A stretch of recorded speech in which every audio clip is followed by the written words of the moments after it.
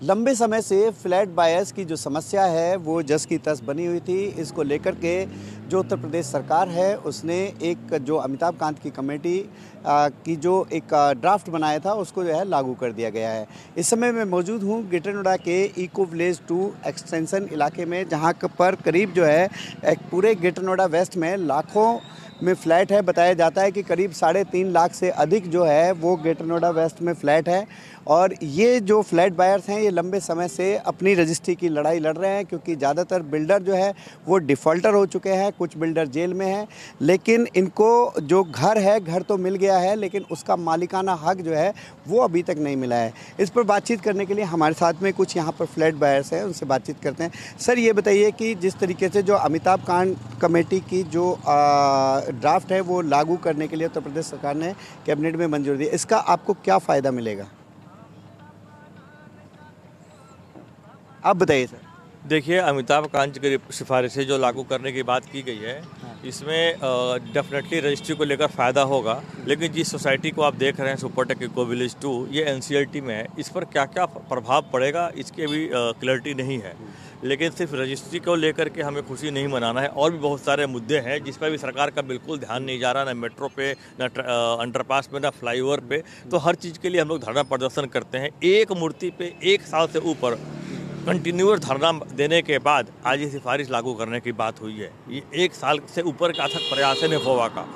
तो इस पर देखना है कि बाकी मांगों पे सरकार का ध्यान कब जाएगा, कब मेट्रो आएगी, कब अंडरपास बनेंगे, कब जाम से मुक्ति होगी। क्योंकि कई बार क्या होता है कि चुनाव के टाइम पे बहुत सारे वादे आने लगते हैं, बहुत सारे हर साल देख रहा हूँ। जब भी चुनाव होता है ना, कुछ ना कुछ मुद्दे उठने लगते हैं। तो ग्राउंड पे रियलिटी में कब आएगा, इस पर देखते हैं। धन्यवाद सर। ये बताइए कि जो रजिस्ट्री, फ्लैट बायर्स की रजिस्ट्री जो है वो एक बड़ा मुद्दा है। ज़्यादातर फ्लैट बायर्स के पास मकान तो है लेकिन मालिकाना हक नहीं है। इस पर जो ये कमेटी बनी है और इसको जो है उत्तर प्रदेश सरकार ने लागू कर दिया, इसका आपको कुछ फ़ायदा मिलेगा कि? निश्चय ही फ़ायदा मिलेगा, क्योंकि हमें बहुत लंबे समय से इस चीज़ का इंतज़ार था।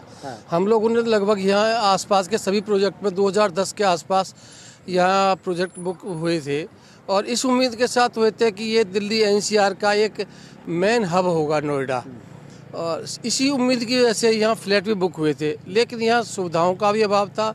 सबसे अहम बात जो आपने पूछी, रजिस्ट्री, हम अपने सारे पैसे देने के बाद भी अपने फ्लैट के मालिक नहीं थे।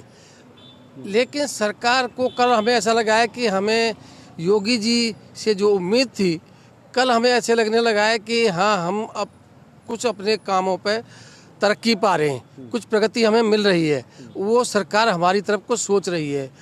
पिछले 1 साल से नेफोवा संस्था के तले, मैं भी उसका एक सदस्य हूँ, उसके तले हम लगातार मांग उठा रहे हैं। एक मूर्ति चौराहे पर हर रविवार को अपनी छुट्टी खराब करके हम लोग वहाँ इकट्ठे होते हैं और सरकार से मांग करते हैं कि हमें हमारे फ्लैटों की रजिस्ट्री मिले, ताकि हम ये कह सकें कि हम अपने घर में अपनी छत के नीचे रह रहे हैं।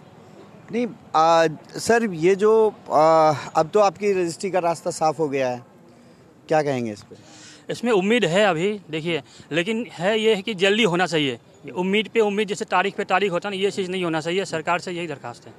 आपको क्या लगता है सर, ये जो कैबिनेट में जो बिल पास हुआ है, जो कमेटी बनी थी उसकी जो सिफारिशों पे, तो इसका फ़ायदा फ्लैट बायर्स को होगा या जो बिल्डर जेल चले गए? जैसे आप इको विलेज 2 में रहते हैं, तो आपका बिल्डर तो ऑलरेडी जेल में है, प्रोजेक्ट एनसीएलटी में है, तो इसे आप किस नज़रिए से देखते हैं? हाँ, तो इस विषय में बेसिकली मैं 2 बिंदु रखना चाहूँगा। पहला कि जो प्रोजेक्ट एनसीएलटी में है, क्या उनकी रजिस्ट्री होगी? दूसरा, जिन टावर की सीसीओसी नहीं हुई है, क्या उनकी रजिस्ट्री होगी? यदि ये 2 चीज़ें क्लियर होंगी तो निश्चित रूप से हम लोगों को इस चीज़ का बहुत ज़्यादा फ़ायदा होगा। और इसमें यदि टाइम लगता है, वो जो सर कह रहे थे तारीख पे तारीख, वो नहीं होना चाहिए। सो वी एक्सपेक्ट कि एनसीएलटी वाले प्रोजेक्ट्स को इसमें कंसीडर किया जाए। प्लस सीसीओसी टावर की नहीं हुई है, उनको भी रजिस्ट्री के लिए जो रेडी हैं उनको रजिस्ट्री करवाई जाए, और इसके लिए हम गवर्नमेंट से दरखास्त करेंगे कि इसके पे भी एक्शन लिया जाए। बिल्कुल जो इस तरीके के जो प्रोजेक्ट हैं, बहुत सारे ऐसे प्रोजेक्ट हैं कि जो कि एनसीएलटी में फंसे हुए हैं। उनके जो वहाँ के जो फ्लैट ओनर्स हैं, उनकी समस्या अभी भी जस की तस बनी हुई है कि यदि अगर इस पर विचार नहीं किया गया तो उनको इस जो यूपी सरकार ने जो ये कमेटी को प्रस्ताव में लेके आई है, इसका फ़ायदा नहीं होगा, क्योंकि इनकी समस्या जस की तस बनी रहेगी। तो इस नज़रिए से भी इन जो फ्लैट बायर्स हैं, इनकी समस्या को सरकार को ध्यान में रखना होगा। कैमरा पर्सन संजय राहुल के साथ में मोहम्मद यूसुफ, ग्रेटर नोएडा, न्यूज़ 24।